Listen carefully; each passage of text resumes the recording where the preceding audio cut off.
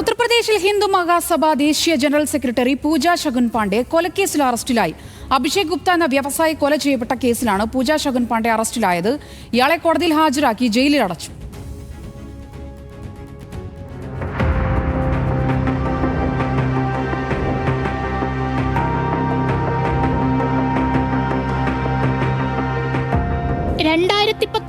മഹാത്മാഗാന്ധിയുടെ രക്തസാക്ഷിത്വ ദിനത്തിൽ ഗാന്ധിവധം പുനഃസൃഷ്ടിച്ച് വിവാദ നായികയായ ഹിന്ദുത്വ നേതാവാണ് പൂജ ശകുൻ പാണ്ഡെ. സെപ്റ്റംബർ 23 അലിഗഡിൽ വെച്ചാണ് ബൈക്ക് ഷോറൂം ഉടമയായ അഭിഷേക് ഗുപ്ത ഹാദ്രസിലേക്കുള്ള യാത്രയ്ക്കായി ബസ്സിൽ കയറുന്നതിനിടെ വെടിയേറ്റ് കൊല്ലപ്പെട്ടത്.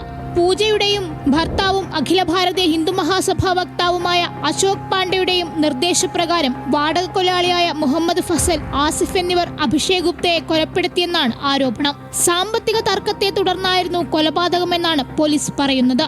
എന്നാൽ പൂജ ഏറെക്കാലമായി അഭിഷേകിനെ ലൈംഗികമായി ചൂഷണം ചെയ്യുന്നുണ്ടെന്നും ബന്ധം അവസാനിപ്പിച്ചതിലെ വിരോധമാണ് കൊലപാതകത്തിന് കാരണമെന്നുമാണ് അഭിഷേകിന്റെ കുടുംബം ആരോപിക്കുന്നത്. കൊലക്കേസിൽ ഒളിവിലായിരുന്ന പൂജയെ രാജസ്ഥാനിലെ ഭരത്പൂരിൽ നിന്ന് വെള്ളിയാഴ്ച രാത്രിയാണ് പിടികൂടിയത്. കേസിൽ പൂജയുടെ ഭർത്താവ് അശോക് പാണ്ഡെയും വാടക കൊലയാളിയെയും പോലീസ് നേരത്തെ പിടികൂടിയിരുന്നു. കൊലയാളികളായ ഷൂട്ടർമാർക്ക് പൂജയെയും ഭർത്താവിനെയും 7-8 വർഷമായി പരിചയമുണ്ട്. 1 മാസം മുമ്പ് ഇവരുടെ വീട്ടിൽ വെൽഡിംഗ് ജോലിക്ക് വന്നപ്പോഴാണ് അഭിഷേക് ഗുപ്തയെ കൊലപ്പെടുത്താൻ കൊട്ടേഷൻ നൽകിയത്. 5 ലക്ഷം രൂപയാണ് ഷൂട്ടർമാർ ആവശ്യപ്പെട്ടതെന്നും ഒടുവിൽ 3 ലക്ഷം രൂപയ്ക്ക് കരാറിലെത്തുകയായിരുന്നുവെന്നും പോലീസ് പറയുന്നു.